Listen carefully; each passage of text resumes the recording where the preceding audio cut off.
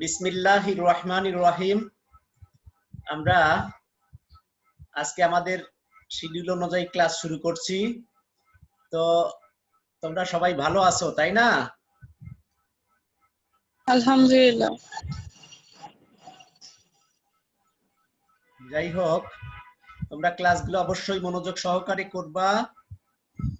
প্রশ্ন থাকলে আমাকে জিজ্ঞাসা করবা, যাতে কোনো প্রকার সমস্যা না হয়। আজকে আমরা নতুন একটা অধ্যায় শুরু করতে যাচ্ছি। গতদিনের আমাদের যে অধ্যায় ছিল সেটা শেষ হয়েছে। আজকে আমরা আমাদের নতুন অধ্যায় শুরু করতে যাচ্ছি।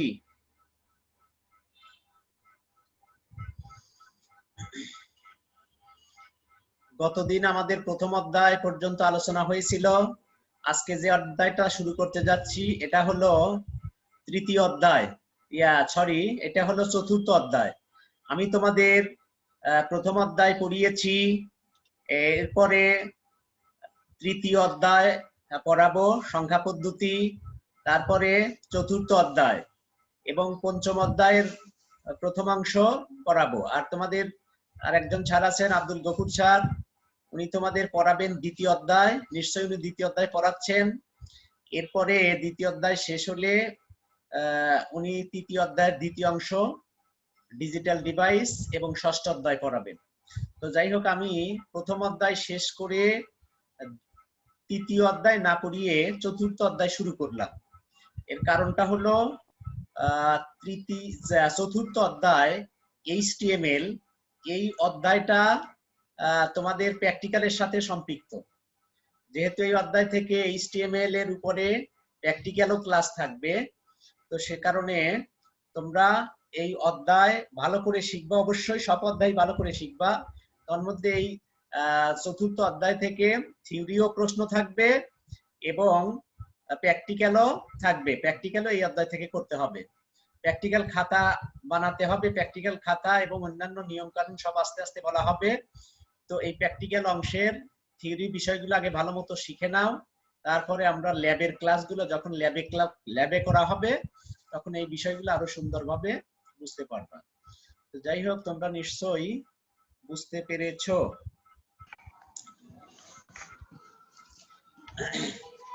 এখন দেখো,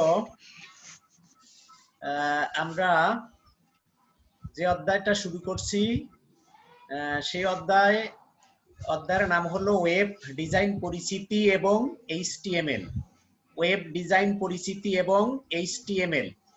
তো এই অধ্যায়ের বেসিক কিছু বিষয় আজকে আমরা প্রথমে শিখব। এই বিষয়গুলো তোমাদের ভালো করে বুঝতে হবে। এই বিষয়ের উপরেই তোমাদের পরবর্তী যে বিষয় প্র্যাকটিক্যাল রিলেটেড অত্যন্ত গুরুত্বপূর্ণ বিষয়, যেগুলো হাতে কলমেও করতে হবে। তো সেগুলো জানার আগে এই বিষয়গুলো ভালো করে বুঝতে হবে। তো এই অধ্যায়টা আসলে ওয়েবসাইটকে কেন্দ্র করে, একটা ওয়েবসাইট কিভাবে তৈরি করতে হয়, কিভাবে ডিজাইন করতে হয় এবং ওয়েবসাইটের সাথে সম্পৃক্ত আরো অনেক বিষয় তোমরা জানবা। তো প্রথমেই যেটা আমরা জানবো সেটা হলো ওয়েব পেজ। ওয়েব পেজ কি? ইন্টারনেটের সাথে সংযুক্ত পৃথিবীর বিভিন্ন দেশের সার্ভারে সংরক্ষিত ফাইলকে ওয়েব পেজ বলে। ইন্টারনেটের সাথে সংযুক্ত পৃথিবীর বিভিন্ন দেশের সার্ভারে সংরক্ষিত ফাইলকে ওয়েব পেজ বলে। ওয়েব পেজ সাধারণত HTML দ্বারা তৈরি করা হয়। HTML এর পূর্ণরূপ কি? HTML হলো hypertext markup language. Hypertext markup ল্যাঙ্গুয়েজের সংক্ষিপ্ত রূপকে বলা হয় HTML। HTML দ্বারা তাহলে কি করা হয়? HTML দ্বারা ওয়েব পেজ তৈরি করা হয়। ওয়েব পেজ তৈরি করার জন্য HTML একটা গুরুত্বপূর্ণ মার্কআপ ল্যাঙ্গুয়েজ। এটা কোনো প্রোগ্রামিং ল্যাঙ্গুয়েজ নয়, এটা একটা হাইপারটেক্সট মার্কআপ ল্যাঙ্গুয়েজ। অর্থাৎ ওয়েব পেজ তৈরি করার কাজে এই ল্যাঙ্গুয়েজটা ব্যবহার করা হয়। ওয়েব পেজে লেখা, অডিও, ভিডিও, ছবি, অ্যানিমেশন ইত্যাদি থাকতে পারে। তো টিম বার্নার্স-লিকে ওয়েব পেজের জনক বলা হয়। ওয়েব পেজের ক্ষেত্রে টিম বার্নার্স-লি যেহেতু অনেক গুরুত্বপূর্ণ ভূমিকা রেখেছেন, শুরুতে উনি এই ওয়েব পেজকে কেন্দ্র করে চিন্তা করেছেন কাজ করেছেন সেই সব দৃষ্টিকোণ থেকে টিম বার্নার্স-লিকে ওয়েব পেজের জনক বলা হয়। আশা করি তোমরা ব্যাপারটা বুঝতে পেরেছো। এরপরে দেখো ওয়েব ব্রাউজার। ওয়েব ব্রাউজার কি? যে সফটওয়্যার ইন্টারনেটের ইনফরমেশন বা ওয়েব পেজ বা ওয়ার্ল্ড ওয়াইড ওয়েব প্রদর্শনের কাজ করে থাকে তাকে ওয়েব ব্রাউজার বলে। অর্থাৎ ওয়েব ব্রাউজার এক ধরনের সফটওয়্যার, যে সফটওয়্যার ব্যবহার করে আমরা ওয়েব পেজ ব্রাউজিং করে থাকি। ব্রাউজিং বিষয়টা কি সেটা সামনে আসছে। তো তার মানে ওয়েব পেজ পরিভ্রমণ বা পরিদর্শন করাকে আসলে ওয়েব ব্রাউজিং বলে। এইটা করার জন্য যে সফটওয়্যার ব্যবহার করা হয় সেটাকে বলা হয় ওয়েব ব্রাউজার। ব্যাপারটা নিশ্চয়ই তোমরা বুঝতেছো। কয়েকটি জনপ্রিয় ওয়েব ব্রাউজার বা ওয়েব ব্রাউজিং সফটওয়্যার হচ্ছে Google Chrome, Mozilla Firefox, internet explorer, safari, Opera, Netscape, communicator ইত্যাদি। এই যে ব্রাউজারগুলোর নাম বলা হলো, এগুলো সবগুলোই অত্যন্ত ইম্পর্টেন্ট, অত্যন্ত জনপ্রিয় ওয়েব ব্রাউজার। এর ভিতরে আবার সবচেয়ে বেশি জনপ্রিয় যেটা, সেটা হলো গুগল ক্রোম এবং মজিলা ফায়ারফক্স। সবচেয়ে বেশি ব্যবহারকারী গুগল ক্রোম এবং মজিলা ফায়ারফক্স নামক ওয়েব ব্রাউজারটাই ব্যবহার করে থাকে। তোমরা যারা ওয়েব ব্রাউজিং করো নিশ্চয়ই গুগল ক্রোম অথবা মজিলা ফায়ারফক্সই ব্যবহার করে থাকো নিশ্চয়ই। এছাড়া অনেকেই internet explorer, safari, Opera, Netscape, communicator ইত্যাদি ইত্যাদি ওয়েব ব্রাউজার ব্যবহার করে থাকে। এরপরে দেখো ওয়েব ব্রাউজিং। এর আগেই যেটা বললাম, ওয়েব ব্রাউজিং হলো পৃথিবীর বিভিন্ন দেশের বিভিন্ন সার্ভারে রাখা ওয়েব পেজ পরিদর্শন প্রক্রিয়া। ওয়েব ব্রাউজিং হলো কি? পৃথিবীর বিভিন্ন দেশের বিভিন্ন সার্ভারে রাখা ওয়েব পেজ পরিদর্শন প্রক্রিয়া। ওয়েব ব্রাউজিং এর সাহায্যে ইন্টারনেটের তথ্য সমুদ্র থেকে অসংখ্য তথ্য আরোহণ সম্ভব। ইন্টারনেট তো আসলে একটা বিশাল ভুবন। ইন্টারনেটকে সমুদ্রের সাথে তুলনা করা যেতে পারে। তো এই ইন্টারনেটের যে তথ্য সমুদ্র, কিসের সমুদ্র এটা? তথ্য সমুদ্র, তথ্য উপাত্ততে ভরা। তো এইখান থেকে অসংখ্য তথ্য আরোহণ করে সংরক্ষণ এবং কাজে লাগানো যায় কিসের মাধ্যমে? কি দ্বারা? ওয়েব ব্রাউজিং দ্বারা। আচ্ছা, এরপরে আসো ওয়েব পোর্টাল। ওয়েব পোর্টাল হচ্ছে এমন একটি বিশেষ ওয়েব পেজ যেখানে অনেক উৎস থেকে সংগৃহীত গুরুত্বপূর্ণ তথ্য এবং লিংক সাজানো থাকে। অর্থাৎ একটি ওয়েবসাইটের মধ্যে বিভিন্ন লিংক, কন্টেন্ট ও সার্ভিস বা সেবার সংগ্রহ, যা ব্যবহারকারীদেরকে তথ্য জানার জন্য সহজবোধ্যভাবে উপস্থাপন করা হয়, তাকে ওয়েব পোর্টাল বলে। যাই হোক, তাহলে নিশ্চয়ই বুঝলা এটি একটি ওয়েবসাইটের মধ্যে বিভিন্ন লিংক, কন্টেন্ট ও সার্ভিস, যা সেবার সংগ্রহ, যা ব্যবহারকারীদেরকে তথ্য জানানোর জন্য সহজবোধ্যভাবে উপস্থাপন করা হয়। তো নিশ্চয়ই তোমরা বুঝতে পেরেছ। এরপরে দেখো ওয়েব সার্ভার। সার্ভার বলতে আমরা কি বুঝি? ইন্টারনেটের সাথে সংযুক্ত যে সার্ভারে ওয়েব পেজ বা ওয়েবসাইট সংরক্ষিত থাকে তাকে ওয়েব সার্ভার বলে। ব্রাউজার প্রোগ্রামের সাহায্যে ওয়েব সার্ভার থেকে ওয়েব পেজে বা ওয়েবসাইটটি পর্দায় প্রদর্শিত হয়।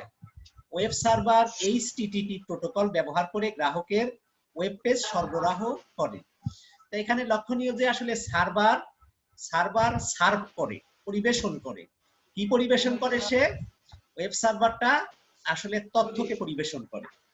তার মানে ওয়েব সার্ভার এটা একটা কেন্দ্রীয় ব্যবস্থাপনা, এটা অনেকটা তোমার মেমোরি ডিভাইসের ন্যায়। তার মানে একজন ব্যক্তি যখন একটা ওয়েবসাইট তৈরি করে, তার ওয়েবসাইটটা যেখানে রাখা হয়, যেখানে সংরক্ষিত থাকে তার ওয়েবসাইটের তথ্য উপাত্ত, সেটা নিশ্চয়ই একটা সার্ভার, একটা স্পেস, একটা জায়গায়। তো সেই স্পেস বা জায়গাটাকেই বলা হয় সার্ভার। তো সার্ভার হলো কেন্দ্রীয় একটা ব্যবস্থাপনা, সেখান থেকে তথ্য উপাত্ত চাহিদা মতো, গ্রাহকের চাহিদা মতো পরিবেশন করা হয়। এখানে হার্ডওয়্যার এবং সফটওয়্যার দুটো দিকই থাকে। তো হার্ডওয়্যার হলো the physical component of computer is called hardware, অর্থাৎ কম্পিউটারের যে বাহ্যিক যন্ত্রাংশগুলো যেগুলো হাত দ্বারা স্পর্শ করা যায়, তো ওই বিষয়গুলো হার্ডওয়্যার।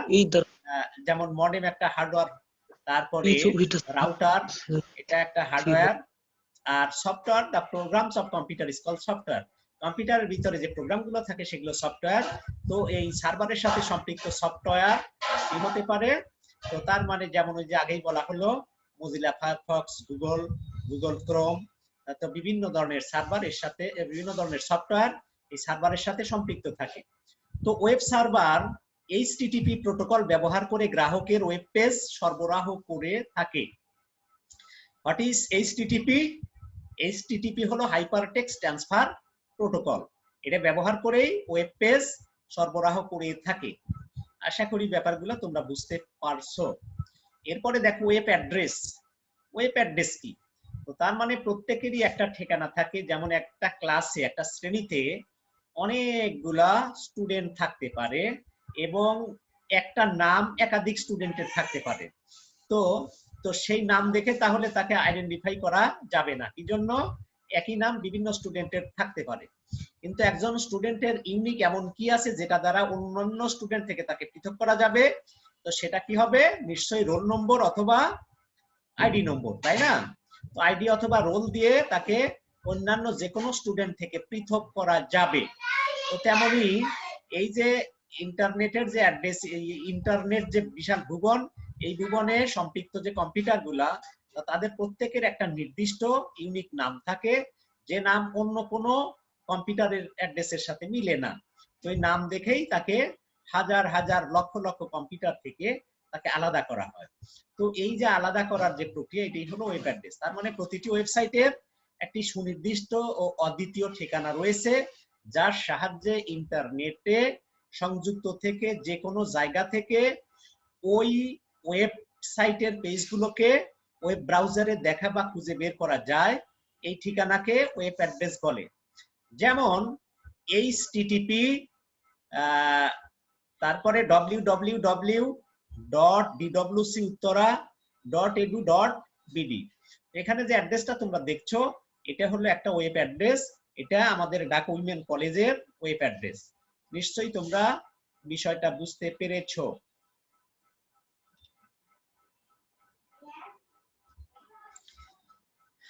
এখন দেখো আমরা শিখবো www। www কি? www এর পূর্ণ রূপ হচ্ছে world wide web. World wide web, একে সংক্ষেপে ওয়েব নামেও অভিহিত করা হয়ে থাকে। ইন্টারনেটের সাথে সংযুক্ত হাজার হাজার কম্পিউটারে ছড়িয়ে ছিটিয়ে থাকা পরস্পর সম্পর্কযুক্ত ডকুমেন্টকে ওয়ার্ল্ড ওয়াইড ওয়েব বলা হয়। নিশ্চয়ই বুঝছো। এরপরে দেখো সার্চ ইঞ্জিন। সার্চ ইঞ্জিন কি? ইন্টারনেটের অজস্র ওয়েব সার্ভার থেকে সহজেই যে কোনো তথ্য খুঁজে বের করার টুলকে সার্চ ইঞ্জিন বলে। অর্থাৎ সার্চ ইঞ্জিন হচ্ছে এক ধরনের ওয়েবসাইট যা ইন্টারনেটের অন্যান্য ওয়েবসাইট খুঁজে পেতে সাহায্য করে। তো তার মানে সার্চ ইঞ্জিনও এক ধরনের ওয়েবসাইট যা অন্যান্য ওয়েবসাইট খুঁজে পেতে সহযোগিতা করে। তো তার মানে কোনো ওয়েবসাইটকে আরো বেশি প্রচারমুখী করার জন্য সার্চ ইঞ্জিন ব্যবহার করা হয়।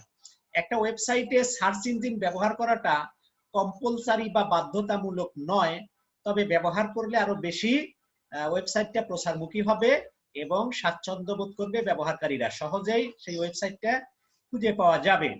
আশা করি তোমরা বুঝতে পেরেছো। যেমন google.com, yahoo.com, pipilika.com, এগুলো প্রত্যেকটাই এক একটা সার্চ ইঞ্জিন। তো সর্বশেষে যেটা দেখছো pipilika.com, এটা বাংলাদেশের একমাত্র বাংলা সার্চ ইঞ্জিন, একমাত্র বাংলাদেশের সার্চ ইঞ্জিন যেটায় বাংলা ভাষায় সার্চ করা যায়। এটা শাহজালাল বিজ্ঞান ও প্রযুক্তি ইউনিভার্সিটির একদল শিক্ষক এবং ছাত্রছাত্রী মিলিয়ে এই সার্চ ইঞ্জিনটা তৈরি করেছেন। তো এটার নাম কি? pipilika.com। তো তোমরা এই বিষয়গুলো ভালো করে মনে রাখবা, ঠিক আছে? তোমাদের যদি এমসিকিউ কোশ্চেন থাকে সেক্ষেত্রে google.com, yahoo.com, pipilika.com এগুলো যদি উল্লেখ থাকে তাহলে এটা তোমাদের বলতে হবে এটা কি সার্চ ইঞ্জিন। যদি আমি বলে দেই যে বাংলাদেশের বাংলা ভাষায় সার্চ করার জন্য ব্যবহৃত সার্চ ইঞ্জিনের নাম কি, তাহলে তোমরা কি বলবা? google.com নাকি yahoo.com নাকি pipilika.com? কোনটা? pipilika.com, right. তো নিশ্চয়ই তোমরা ব্যাপারগুলো বুঝতে পারছো। pipilika.com। এরপরে দেখো আইপি অ্যাড্রেস। আইপি অ্যাড্রেসের পূর্ণরূপ হলো ইন্টারনেট প্রোটোকল অ্যাড্রেস। ইন্টারনেটের সাথে সংযুক্ত প্রতিটি কম্পিউটারের একটি ঠিকানা থাকে, এই ঠিকানাকে বলা হয় আইপি অ্যাড্রেস। তথ্য আদান প্রদানে সাধারণত আইপি অ্যাড্রেস ব্যবহৃত হয়ে থাকে। আইপি অ্যাড্রেসের সাহায্যে নেটওয়ার্কভুক্ত লক্ষ লক্ষ কম্পিউটার পৃথকভাবে শনাক্ত করা সম্ভব হয়। তো তার মানে IP address one kind of web address. নিশ্চয়ই তোমরা বুঝতে পেরেছো। এরপরে দেখো ডোমেইন নেম। ডোমেইন নেম কি জিনিস? ডোমেইন নেম হচ্ছে ইন্টারনেটে এক বা একাধিক আইপি অ্যাড্রেসকে শনাক্তকরণের জন্য একটি অদ্বিতীয় আলফানিউমেরিক ঠিকানা। আলফানিউমেরিক মানে কি? আলফাবেটিক আর নিউমেরিক। আলফাবেটিক হলো ইংরেজিতে এ থেকে জেড, ক্যাপিটাল লেটার অথবা স্মল লেটার, এবং যে কোনো ধরনের সিম্বলও থাকতে পারে, যেমন হ্যাশ, এরপরে অ্যাস্টেরিস্ক, তারপরে @, এই সিম্বলগুলো এর মধ্যে অন্তর্ভুক্ত হতে পারে। আর এর ভিতরে নাম্বারও থাকবে। নাম্বার বলতে 0 থেকে 9 পর্যন্ত এগুলো হলো নাম্বার। তো এই দুইটা অর্থাৎ ক্যারেক্টার এবং নাম্বারের সম্মিলিত রূপটাই হচ্ছে আলফানিউমেরিক। তো তাহলে ডোমেইন নেম কি? ডোমেইন নেম হচ্ছে ইন্টারনেটে এক বা একাধিক আইপি অ্যাড্রেসকে শনাক্তকরণের জন্য একটি অদ্বিতীয় আলফানিউমেরিক ঠিকানা। যেমন www.google.com, এখানে google.com হচ্ছে ডোমেইন নেম। এই যে ইন্টারনেটের যে একটা অ্যাড্রেস, তো এই অ্যাড্রেসটা সংখ্যা দিয়েও লেখা যায়, কিন্তু সংখ্যা দিয়ে লিখলে অনেক বড় হয়ে যায় এবং মনে রাখার জন্য খুব কষ্টকর হয়ে যায়। এজন্য সেটাকে ডিএনএস বা ডোমেইন নেমিং সিস্টেমের তৈরি করা হয়েছে। তো তার মানে এই ডোমেইন নেমের মাধ্যমে অর্থাৎ সংখ্যা দিয়ে না লিখে যদি অক্ষর দিয়ে লেখা হয় সেটা আকারে ছোট হয়ে আসে। তো এই জন্য এই অর্থাৎ আমরা সংখ্যা দিয়ে না লিখে ওয়েব অ্যাড্রেসকে এই ফরম্যাটে লিখি। তো তার মানে এই যে www.google.com, এই যে google.com এটা হলো ডোমেইন নেম। তো তারপরে এটার শেষের যে অংশটা এটা হলো টপ লেভেল ডোমেইন। তো তার মানে যে .com, এই .com থেকে বোঝা যাচ্ছে যে এই ওয়েবসাইটটা কোন ক্যাটাগরির। কম মানে কি? কমার্শিয়াল, তার মানে এটা ব্যবসায়িক প্রতিষ্ঠান। যদি শেষে .net থাকতো এটা নেটওয়ার্ক। তারপরে যদি এডু থাকতো এটা এডুকেশনাল অর্থাৎ শিক্ষামূলক, শিক্ষা প্রতিষ্ঠান। এরপরে যদি তোমার ORG থাকতো, ORG হলো অর্গানাইজেশন, এটা অলাভজনক এক প্রতিষ্ঠান। এভাবে বিভিন্ন ধরনের ডোমেইন নেম থাকতে পারে। তো যাই হোক, শেষের টপ লেভেল ডোমেইন থেকে যে .com বা ডটের পরের শেষের যে অংশটা, সেটা থেকে আমরা ক্যাটাগরিটা বুঝতে পারি যে এই ওয়েবসাইটটা কোন ক্যাটাগরির, কোন কোম্পানির অন্তর্ভুক্ত। তো যাই হোক, নিশ্চয়ই তোমরা ব্যাপারগুলো বুঝতে পারছো। এরপরে দেখো হোম পেজ। যে কোনো ওয়েবসাইটের প্রথম পৃষ্ঠাকেই বলা হয় হোম পেজ। হোম পেজ হলো কোনো প্রতিষ্ঠান বা ব্যক্তির নিজস্ব পেজ। হোম পেজকে ব্রাউজার শুরুতে লোড করে। হোম পেজ হচ্ছে এক ধরনের ইন্ডেক্স বা সূচি। হোম পেজের মাধ্যমে ওয়েবে তথ্য পাবলিশ করা হয় এবং হোম পেজটি হচ্ছে ওয়েবে প্রবেশের মূল প্ল্যাটফর্ম। তো তার মানে হোম পেজ মানে হলো এটা একটা ইন্ডেক্স বা সূচিপত্র। একটা বইয়ের যেমন শুরুতে কি থাকে? সূচিপত্র থাকে না? সূচিপত্র থেকে আমরা বুঝতে পারি যে এই বইটার ভিতরে কি কি বিষয় অন্তর্নিহিত বা অন্তর্ভুক্ত করা হয়েছে, এই বইয়ের মধ্যে কি কি আছে। তো তেমনি হোম পেজ থেকে আমরা বুঝতে পারবো এটার ভিতরে আসলে এই ওয়েবসাইটের ভিতরে কি কি বিষয় আছে। তো নিশ্চয়ই তোমরা বুঝতে পারছো।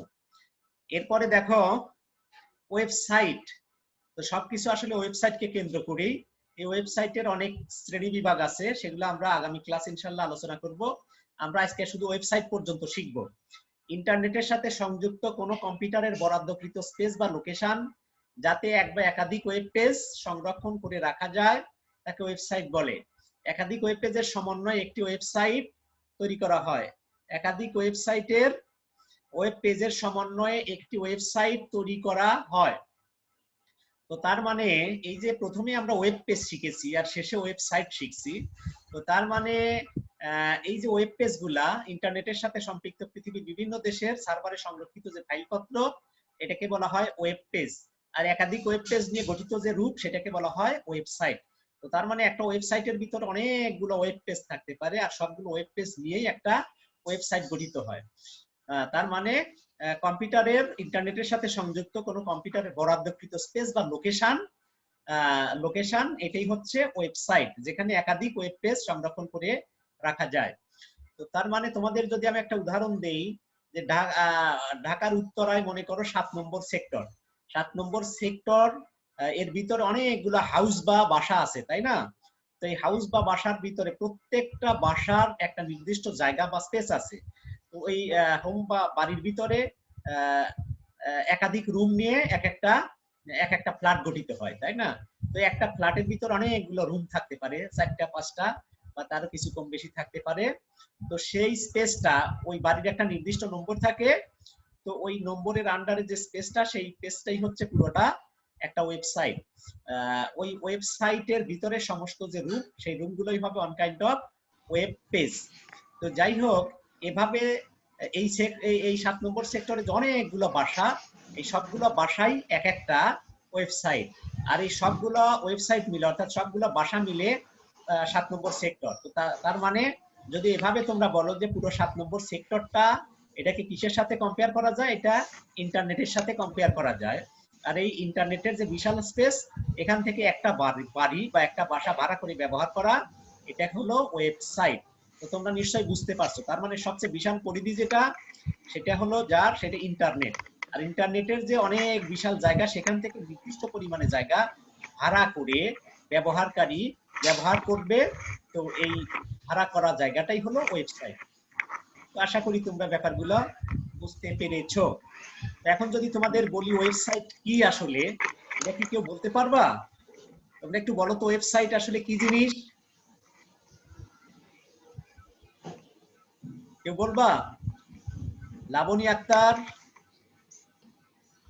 বুঝতে পারছো? জি স্যার। হ্যাঁ বলো, ওয়েবসাইট আসলে কি জিনিস? ইন্টারনেটের সাথে সংযুক্ত কোনো কম্পিউটারের বরাদ্দ স্পেস বা লোকেশন যাতে এক বা একাধিক ওয়েব পেজ সংরক্ষণ করে রাখা যায়, তাকে ওয়েবসাইট বলে। পরিধি বড় কার? ওয়েবসাইটের পরিধি বড় নাকি ওয়েব পেজের পরিধি বড়? বড় কোনটা, ওয়েব পেজ না ওয়েবসাইট? ওয়েবসাইট বড়। ওয়েবসাইট বড়, রাইট। কারণ ওয়েবসাইটের ভিতরে অনেকগুলো ওয়েব পেজ থাকে। তো এখন ওয়েব পেজকে ওয়েবসাইট বলা যায়, কিন্তু ওয়েবসাইটকে ওয়েব পেজ বলা যায় না। বিষয়টা কি তোমরা ক্লিয়ার হইছো? একটা ওয়েব পেজকে ওয়েবসাইট বলা যায়, কিন্তু একটা ওয়েবসাইটকে ওয়েব পেজ বলা যায় না। তো তার মানে তোমরা যদি বিবেচনা করে, একটা বইয়ের ভিতরে কি থাকে, অনেকগুলো পৃষ্ঠা থাকে না? তো এক একটা পৃষ্ঠা বা এক একটা পেজই হলো ওয়েব পেজ। আর এই সবগুলো পেজ নিয়ে একটা বই গঠিত হয়, এই বইটাই হলো একটা ওয়েবসাইট, তাই না? তো তার মানে তোমাদেরকে যদি আমি একটা প্রশ্ন করা দেই, মনে করো 150 নম্বর পৃষ্ঠা, তো তুমি যদি ওই বইয়ের 150 নম্বর পৃষ্ঠা করতে থাকো, কেউ যদি তোমাকে জিজ্ঞাসা করে তুমি কি পড়ছো, তো তুমি কি বলো আমি পৃষ্ঠা পড়ছি নাকি বই পড়ছি? কোনটা বলো? বই পড়ছি, তাই না? রাইট, হ্যাঁ তোমরা অবশ্যই বলবো আমরা বই পড়ছি। কিন্তু আসলে তো তোমরা বই পড়ছো না, বইতে তো অনেক পেজ আছে, কিন্তু তোমরা পড়ছো একটা পৃষ্ঠা বা একটা পেজ, অথচ বলতেছো আমি বই পড়ছি। তো তার মানে একটা পেজকে বইয়েরই যেহেতু একটা অংশ, এর জন্য বই বলা যায়। এজন্য একটা ওয়েব পেজকে ওয়েব সাইট বলা যায়, বাট একটা ওয়েবসাইটকে ওয়েব পেজ বলা যায় না। তো নিশ্চয়ই তোমরা বুঝছো। এখন তোমরা যদি এভাবে বিবেচনা করো, আমাদের উইমেন কলেজটাকে যদি একটা ওয়েবসাইটের সাথে তুলনা করো, তাহলে এটার হোম পেজ কোনটা হবে, ওয়েব পেজ কোনটা হবে, আর ওয়েবসাইটই বা কোনটা হবে? কেউ বলতে পারো? আমাদের যে ঢাকা উইমেন কলেজ ফিজিক্যালি, তো সেখানে যখন প্রথমে যাইবা, গেটে একটা ঠিকানা আছে, ঠিকানা লেখা আছে। তো তারপরে কলেজের ভিতরে যাবা, অনেকগুলো রুম পাবা, তারপরে সবগুলো রুম নিয়ে যে আমাদের কলেজ, এখানে কোনটা ওয়েব অ্যাড্রেস কোনটা হোম পেজ, কোনটা ওয়েব পেজ এবং কোনটা ওয়েবসাইট বলতে পারবা কেউ?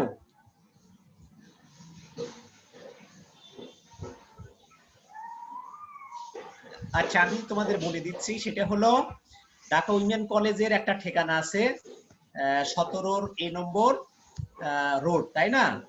তো তার মানে আমাদের কলেজের যে ঠিকানাটা আছে, এই ঠিকানাটা যদি একজন রিক্সা চালককেও বলা যায় 12 নম্বর বা 11 নম্বর সেক্টরে গিয়ে আমাদের কলেজের সামনে তোমাকে নিয়ে নামাই দিবে, তাই না? কারণ একটা অ্যাড্রেস আছে।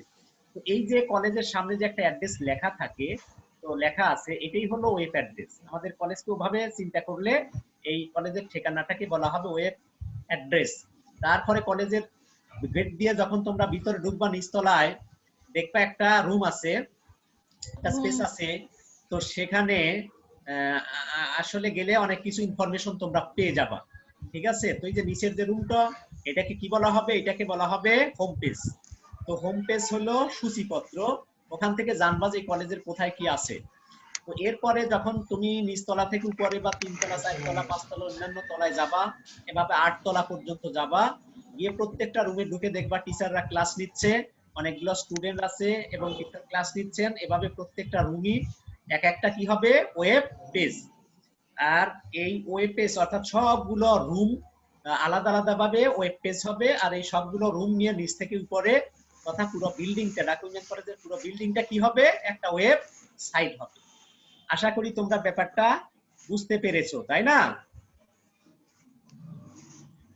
আচ্ছা, জি তো স্যার। যাই হোক, তাহলে আমরা আজকে যে বিষয়গুলো আলোচনা করলাম, এই বিষয়গুলো তোমাদের আগামী দিন আমি কিছু বাড়ির কাজ আকারে দিচ্ছি। এইগুলোই বিশেষ করে যে web page, home page, website, web address, domain name, search engine, web browser, web browsing, web portal, এইগুলো সম্পর্কে বিস্তারিত আলোচনা। তার মানে এই বিষয়গুলো তোমরা ভালো মতো করবা, ঠিক আছে? আগামী ক্লাসে আমি তোমাদের পড়া ধরবো, পড়া আমার কাছে বলতে হবে। তো যেহেতু এই চ্যাপ্টারটাই প্র্যাকটিক্যাল বিষয় আছে, অনেক কিছু জানতে হবে, সেই কারণে আগে এই বেসিক জিনিসগুলো ভালো মতো জেনে নিবা। আর বুঝতে সমস্যা হলে আমাকে নেক্সট ক্লাসে আবার জিজ্ঞাসা করতে পারবা, করতে গিয়ে কোনো সমস্যা নেই। তো যাই হোক, আশা করি তোমরা বুঝতেছো। আচ্ছা, এরপরে তোমাদের আরো বাকি যারা পরে আসছো, পরে জয়েন করেছো, তাদের আমি প্রেজেন্ট নিব। প্রেজেন্ট নেওয়ার আগে একটা কথা বলি, সেটা হলো তোমাদের নতুন বই দেখেছো সবাই, তাই না? তোমরা কি আমার কথা শুনতেছো? জি জি স্যার। স্যার। হ্যাঁ, শুনো, তোমাদের আসলে প্রত্যেক গ্রুপের সাথেই science, arts, commerce, first year, second year, প্রত্যেক গ্রুপের সাথে আমার একটা করে থিওরি ক্লাস আছে, একটা করে ল্যাবের ক্লাস আছে। তো যেহেতু ল্যাবের ক্লাস তো এখন ল্যাবে নিয়ে সম্ভব হচ্ছে না, তাই না? ল্যাবে গিয়ে ক্লাস করানো সম্ভব হচ্ছে না। তো সে কারণে আসলে ল্যাবের বিষয়গুলো, সংশ্লিষ্ট অধ্যায়গুলো আমি এখানে থিওরি আকারে, এজন্য ল্যাবের ক্লাসটা আপাতত হচ্ছে না। তো সেজন্য তোমাদের রুটিনে অনেক গ্রুপে ল্যাব ক্লাসটা উল্লেখ আছে, অনেকের ল্যাব কথার উল্লেখ নাই। সেজন্য যাই হোক, তোমাদের একটা করেই থিওরি ক্লাস হবে, আর ল্যাবের ক্লাসটা আপাতত হবে না। সেজন্য তোমাদের আজকে এই ক্লাস, আর শনিবারে তোমাদের 11:30 থেকে একটা ক্লাস আছে। ওই দুইটার ভিতরে একটা ল্যাবের ক্লাস আর একটা থিওরি ক্লাস। আজকের ক্লাসটা যদি তোমাদের থিওরি আকারে নেই, শনিবারের ক্লাসটা হবে ল্যাব। তো ল্যাবের ক্লাসটা আপাতত এখন হবে না। ল্যাব কলেজ খুললে ল্যাবের ক্লাস ল্যাবে গিয়ে নেওয়া হবে, ঠিক আছে? তো এই জন্য তোমরা আজকে এই টাইমে আমার থিওরি ক্লাস করবা, নাকি শনিবারে 11:30 থেকে করবা? কোনটা স্বাচ্ছন্দ্য বোধ করো? স্যার শনিবার। শনিবার, রাইট। তো ঠিক আছে, তাহলে তোমরা আগামী শনিবারে 11:30 থেকে আবার ক্লাস করবা। আর আজকের এই টাইমের ক্লাস ল্যাবের ক্লাস আকারে আপাতত বন্ধ থাকবে, ঠিক আছে? তার মানে আগামী মঙ্গলবারে আর এই ক্লাসটা ল্যাব আকারে থাকবে, ক্লাসটা আপাতত দরকার হবে না। আর শনিবারে তোমরা 11:30 থেকে ক্লাস করবা, ওকে? Okay sir. আচ্ছা, তো যাই হোক, তোমাদের তোমাদের নাম যারা এখনো প্রেজেন্ট দাও নাই, তারা একটু দাও। কে কে নাম প্রেজেন্ট স্যার দাও নাই? 1028। কত? 1028। 28। আর কে?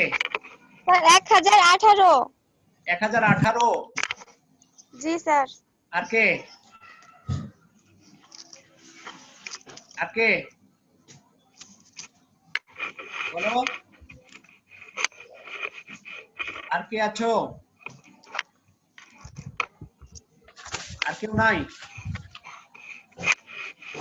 আচ্ছা, যাই হোক, তাহলে আমরা আমাদের শিডিউল অনুযায়ী আজকের ক্লাসটা এখানেই শেষ করব। তো সবাই ভালো থাকবা, সুস্থ থাকবা, এই আশাবাদ ব্যক্ত করে আমি আজকের ক্লাস এখানেই শেষ করছি।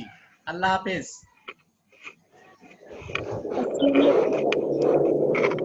আসসালামু আলাইকুম স্যার।